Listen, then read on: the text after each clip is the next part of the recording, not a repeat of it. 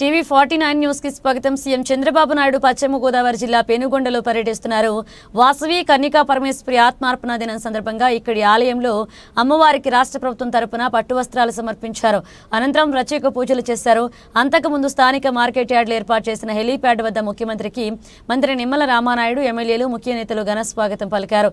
అనంతరం పట్టణంలోని వాసవి కన్నికా పరమేశ్వరి ఆలయానికి చేరుకున్న సీఎంకు ఆలయ ప్రధాన అర్చకులు, అధికారులు, సిబ్బంది పూర్ణకుంభంతో స్వాగతం పలికారు।